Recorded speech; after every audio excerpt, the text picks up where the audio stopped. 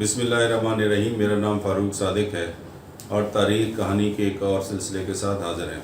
हमें से बहुत सौ ने टॉम क्रूज़ की मूवी द लास्ट सैमुराई देखी होगी। ये मूवी अडू पीरियड के इख्तिताम पर होने वाली उस जंग के बारे में है जिसके ज़रिए जापान में उस जागीरदाराना निज़ाम को बहाल करने की कोशिश की गई, जिसके तहत गुज़श्ता 250 साल से जापान पुरअमन तरीके से चलता रहा और जिसको शहंशाह मीजी ने 1.5 साल पहले ख़त्म किया था।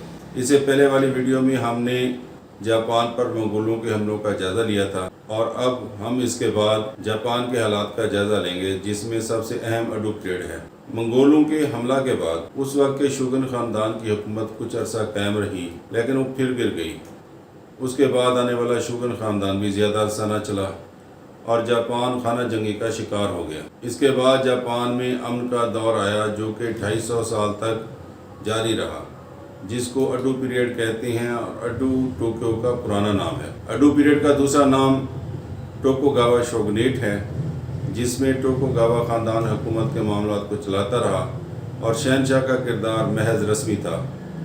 टोकुगावा ख़ानदान ने न सिर्फ जापान को मुत्तहद किया बल्कि उसमें एक ऐसा निज़ाम मुतारिफ कराया कि जिसके बाद जंगों से तबाह हाल जापान में 250 साल तक अमन कायम रहा। जापान को मुत्तहद करने का आगाज़ एक सैमुराई जंगजू सरदार ओडो नोबुनागा के दौर में हुआ। उसके बाद दूसरे सैमुराई सरदार टामो हिडेयोशी ने जापान को मुकम्मल तौर पर मुत्तहद कर दिया। उसकी वफ़ात के बाद टोकुगावा यासु ने होने वाली बगावतों को कुचल दिया और एक ऐसा निज़ाम बनाया जिसमें सैमुराई जंगजू सरदारों को बगावत का मौका न मिला। अयासु और उसके बाद आने वाले शोगन्स ने मजबूत मरकज़ी हुकूमत कायम की। यह हुकूमत अडो जो कि मौजूदा टोक्यो है में कायम की गई। टोक्यो के इर्द गिर्द की जायदादें ऐसे कबाइल और सरदारों को दी गईं जो अयासु यानी शोगन के मरकज़ी कमांडर थे और उनके वफादार थे। ऐसे कबाइल और सरदार जिनके बारे में शक था कि वो बगावत कर सकते हैं, उन्हें छोटी और कम तर मियार की जायदादें दी गईं। ये जायदादें या तो उसके वफादार सरदारों के दरमियान में थीं या बहुत दूर दराज के इलाकों में थीं, ताकि वो सरदार अडू या मरकज़ी हुकूमत के लिए ख़तरा ना बन सकें। इन सरदारों को काबू में रखने का एक अजीब और मुनफरद तरीका भी अपनाया गया। सरदारों को पाबंद किया गया कि वो 1 साल अपनी जागीर में गुजारेंगे और उससे अगला साल अडू यानी टोक्यो में गुजारेंगे। जिस साल वो जागीरदा में होंगे उस साल उनका ख़ानदान टोक्यो में रहेगा और एक लिहाज और जिस साल उनका ख़ानदान उनकी जागीर पे रहेगा तो वो टोक्यो में क़याम करेंगे। तो एक लिहाज से जागीरदारों के ख़ानदान या वो ख़ुद मरकज़ी हुकूमत के यरगमाल थे। मरकज़ी हुकूमत सरदारों से टैक्स वसूल ना करती थी, बल्कि उस इलाके का सरदार ही टैक्स वसूल करता था और वही सरदार अपने इलाकों के पुल, सड़कें, हस्पताल, स्कूल बनाता था। पुराने किले की मरम्मत मरकज़ी हुकूमत की इजाज़त के बग़ैर ना हो सकती थी। मरकज़ी हुकूमत की इजाज़त से किलों की मरम्मत का काम भी यही सरदार करते थे। नए किलों की तामीर का तरीक़ाकार भी यही था। सरदार के किले के बहर शहर आबाद थे जिनके इंतज़ाम भी यही सरदार करते थे, जो कि अपनी आमदन बढ़ाने के लिए तिजारत और दस्तकारियों की हौसला अफजाई करते थे। इस तरह ये सरदार अपने इलाकों में खुद मुख्तार थे। जापान में सख्त तबक़ाती निज़ाम अपनाया गया जो कि हिंदुस्तान के ज़ात पात के निज़ाम जैसा है। सबसे ऊपर शहनशाह, शोगन और जागीरदार थे। उनके नीचे सैमुराई थे जो कि उनके फ़ौजी थे। ये तबक़ात कुल आबादी का 6% थे। इसके बाद काश्तकार या दहकान आते थे जो कि कुल आबादी का 80% बनते थे। इसके बाद दस्तकारों और ताजरों का तबका था। ताजरों के बारे में कोई अच्छी राय ना रखी जाती थी और उन्हें घटिया और लालची समझा जाता था। और सबसे कम तर दर्जे पर कसाई, चमड़ा रगने वाले और गोरकन यानी मुर्दों को दफनाने वाले शामिल थे। इन लोगों को अटा कहा जाता था, जिसका मतलब गंदा या गलीज़ है। दूसरा तबका हिनन कहलाता था, जिसका मतलब गैर इंसानी है, और उसमें गलियों के सफाई करने वाले, चौकीदार, झाड़ू लगाने वाले اور مجرموں کا سر قلم کرنے والے شامل تھے۔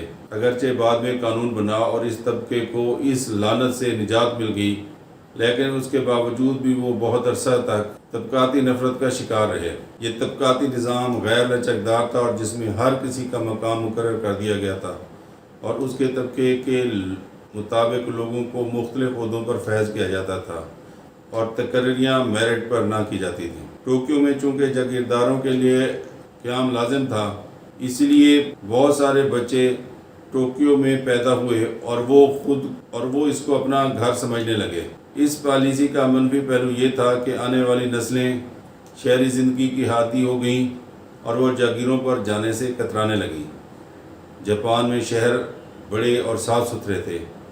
18ویں صدی میں ٹوکیو کی آبادی 10 لاکھ سے زائد تھی۔ ناگاساکی کی آبادی 3 لاکھ سے زائد تھی۔ شہروں میں دستکاروں کے تربیتی مراکز تھے اور بہت سے سامورائی جنگ کا مال غنیمت نہ ملنے کے سبب بدحال ہو گئے اور ان میں سے کچھ اپنے سرداروں کے ساتھ مل کر ٹیکس وصولی کرتے تھے یا وہ حکومتی نوکرشاہی کا حصہ بن گئے اور کچھ سامورائی دستکاری میں مشغول ہو گئے۔ اس پیریڈ کے پہلے حکمران ایاسو کے دور میں کنفیوشس اکیڈمیز قائم کی گئیں جہاں سامورائیوں کے بچے پڑھتے تھے اور ان کو میتھ، خطاطی، ماڈل آرٹس کے ساتھ ساتھ کنفیوشس اور بدھ مت کی تعلیم دی جاتی تھی۔ 1 صدی کے اندر تمام سامورائی لکھ پڑھ گئے۔ شہروں کے اندر تاجروں اور دستکاروں کی سرپرستی میں سکول کھولے گئے جو بدھ مندروں میں قائم تھے، مگر یہاں مذہبی تعلیمات اور فلسفہ کے بجائے میتھ اور لکھنے پڑھنے پر زیادہ توجہ دی جاتی تھی۔ جدید جاپان کے آغاز پر 3 میں سے 1 مرد اور ہر 6 میں سے 1 عورت پڑھی ہوئی تھی۔ یہی وجہ ہے کہ جدید دور کے آغاز پر جاپان نے بہت جلدی ترقی کی۔ ٹوکوگاوا خاندان کے دور میں حکومت زراعت کو بلند تر درجہ دیتی تھی، تجارت اور دستکاریوں کو کم اہمیت دی جاتی تھی، مگر ملک میں امن ہونے کی وجہ سے تجارت ریاستی سرپرستی کے باوجود پھیلتی ہی رہی۔ تجارت میں کوئی خاص ٹیکس عائد نہ تھا۔ جاگیرداروں کو تاجر بھاری نذرانے پیش کرتے تھے اور اس کو اپنی حفاظت کا ٹیکس ہی سمجھتے تھے۔ سامورائیوں پر تجارت یا دستکاری کا پیشہ اختیار کرنے پر پابندی تھی۔ چونکہ طویل دور تک امن رہا اور کوئی جنگ نہ ہونے کی وجہ سے جنگی لوٹ کا مال اور دلیری کے اعزازات نہ ملنے کے سبب سامورائی سرکاری نوکری میں آ گئے۔ وہ اپنے یا اپنے جاگیردار کے ساتھ ٹیکس اکٹھا کرتے تھے یا اپنے تاجروں کے پاس کام کرتے تھے۔ کچھ سامورائی دستکاری کی طرف مشغول ہو گئے۔ سامورائی طبقہ میں پڑھائی عام تھی، اسی لیے ان کو اس طرح کے مواقع آسانی سے مل جاتے تھے۔ اڈو پیریڈ کا سب سے نمایاں پہلو جاپان کا غیر ملکیوں کے لیے بند کیا جانا ہے۔ نوبوناگا کے دور میں غیر ملکیوں کو جاپان میں خوش آمدید کہا گیا۔ اس دور میں پرتگالی بندوقیں جاپان میں آئیں اور نوبوناگا پہلا جنگی سردار تھا جس نے انہیں اپنے دشمنوں کے خلاف استعمال کیا اور اس کی وجہ سے اپنے سے زیادہ بڑے دشمنوں کو شکست دی۔ جاپان کی تحریر شدہ تاریخ کے مطابق وہ پہلا شخص تھا جس نے مغربی لباس پہنا۔ اس کے بعد آنے والے سردار نے بھی اسی پالیسی کو جاری رکھا اور غیر ملکی تجارت میں اضافہ ہوتا رہا۔ تاہم ایاسو کے دور میں غیر ملکی تجارت اور غیر ملکی اثرات اور خاص طور پر عیسائیت کو خطرے کے طور پر دیکھا گیا۔ غیر ملکیوں اور غیر ملکی سن 1616 میں غیر ملکیوں اور غیر ملکی تجارت کو ناگاساکی اور اس کی ملحقہ بندرگاہ تک محدود کر دیا گیا۔ سن 1622 میں 120 عیسائیوں مبلغوں اور ان کے پیروکاروں کو قتل کر دیا گیا۔ 1624 میں اسپینیوں کو ملک سے نکال دیا گیا اور 1629 میں ہزاروں عیسائیوں کو قتل کیا گیا۔ 1635 میں شاہی فرمان جاری کیا گیا جس کے تحت جاپانیوں کے بیرون ملک جانے پر پابندی لگا دی گئی اور جو جاپانی بیرون ملک تھے ان کو واپس وطن آنے سے روک دیا گیا۔ ڈچ لوگوں کو جو کہ اسلحہ بنانے والی فیکٹری چلاتے تھے کو ڈجیما کے جزیرے تک محدود کر دیا گیا۔ یہ ایک مصنوعی جزیرہ تھا اور یہ مرکزی جاپان سے باہر تھا۔ اگر کوئی غیر ملکی جاپان میں قدم رکھتا تو بلا مقدمہ اس کا سر قلم کر دیا جاتا تھا۔ عیسائیوں نے کچھ عرصہ بعد بغاوت کر دی جس کو کچل دیا گیا، اور اس بغاوت میں 37,000 لوگ مارے گئے، جن میں سے اکثریت عیسائیوں کی تھی۔ کچھ عرصہ بعد جاپان میں عیسائیوں کی تعداد تقریباً 0 ہو گئی۔ جاپان تقریباً 250 سال تک دنیا کے لیے بند رہا۔ اس دوران مغربی قوتوں نے سائنس اور ٹیکنالوجی میں ترقی کی اور اپنی اس برتری کی بنا پر مختلف کمزور ملکوں پر چڑھ دوڑے۔ جاپان کے ہمسائے ان مغربی قوتوں سے ہارنے کے بعد ان کی شرائط ماننے پر مجبور ہو گئے تھے۔ جاپان کے ساتھ بھی کچھ ایسا ہی ہوا۔ امریکہ نے اپنی گن بوٹ پالیسی شروع کی، جس کے تحت ایسے ممالک جنہوں نے اپنے آپ کو بیرون دنیا کے لیے بند کر دیا تھا، قطع تعلق کر لیا تھا، ان کو تجارت کے لیے مجبور کیا گیا۔ ان کی بندرگاہوں کو کھلوانا تھا۔ جولائی 1853 میں امریکی کموڈور میتھیو سی پیری اپنے 4 جہازوں کے ساتھ خلیج اڈو میں داخل ہوا، اور ان جہازوں پر اس دور کی انتہائی طاقتور توپیں نصب تھی۔ ٹوکوگاوا خاندان کی حکومت کے دوران پورا نظام ایسے ترتیب دیا گیا تھا کہ کوئی جنگی سردار ٹوکیو نہ پہنچ سکے، اور اب ایک غیر ملک کے جہاز نہ صرف پہنچ گئے تھے بلکہ اس نے ٹوکیو شہر کو اپنے توپوں کے نشانے پر رکھا ہوا تھا، اور جاپانیوں کے پاس اس کا کوئی حل نہ تھا۔ کونسلرز چاہتے تھے کہ غیر ملکیوں سے صلح ہو جائے۔ بادشاہ غیر ملکیوں کو نکالنا چاہتا تھا، جبکہ جنگی سردار ان سے جنگ کرنا چاہتے تھے۔ آخر کار جاپان کو امریکی شرائط کے سامنے جھکنا پڑا، اور 2 بندرگاہیں امریکہ کے لیے کھول دی گئیں۔ 1.5 سال بعد کموڈور ہیری اپنا بیڑا لے کر پھر واپس آیا، اور مزید 5 بندرگاہیں کھولنا پڑ گئیں۔ جاپان، جہاں غیر ملکیوں کو جاپانی سرزمین پر قدم رکھنے پر بلا مقدمہ چلائے قتل کر دیا جاتا تھا، اب اس جاپان کو ایسا معاہدہ کرنا پڑا جس کی روح سے جاپان میں رہنے والے غیر ملکیوں پر مقدمہ جاپان کے قانون کے تحت نہیں بلکہ اس غیر ملکی کے ملک کے قانون کے مطابق چلنا تھا۔ اس وقت کے جنگی سردار یعنی شوگن کی مقبولیت کو کم ہونا شروع ہو گئی۔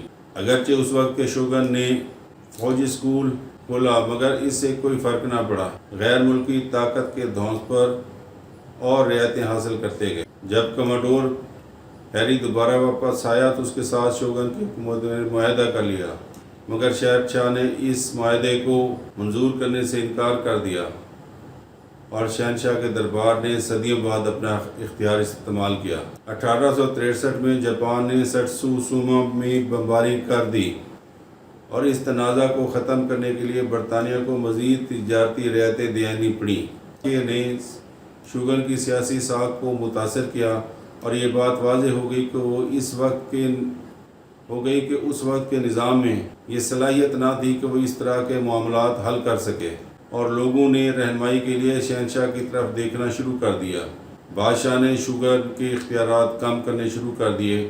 1867 میں شوگن اپنے اختیارات سے دستبردار ہو گیا، اور بادشاہ نے ملک کے انتظامات سنبھال لیے۔ شوگن کی جگہ نیا انتظامی ڈھانچہ لایا گیا، اور شوگن اور سامورائیوں کا صدیوں پرانا نظام ختم کر دیا گیا۔ اس کی جگہ مغربی طرز کا نظام نافذ کیا گیا۔ پرانے نظام کے حامیوں نے اس کے خلاف بغاوت کی، جس کو کچل دیا گیا، اور یوں اڈو پیریڈ صدیوں پرانا سامورائی کا نظام اور ٹوکوگاوا کا خاندان اپنے انجام کو پہنچا، اور یہاں سے جدید جاپان کا سفر شروع ہوا، جس کو ہم اس سیریز کی اگلی ویڈیو میں دیکھیں گے۔ امید ہے کہ آپ کو یہ ویڈیو پسند آئی ہوگی۔ اس چینل کو لائک اور سبسکرائب کریں، اور کمنٹس میں بتائیں کہ آپ کس شہر، شخصیت یا تہذیب کے بارے میں جاننا چاہتے ہیں، تاکہ ہم اس کے مطابق اپنی ویڈیو بنا سکیں۔ شکریہ، تھینک یو ویری مچ۔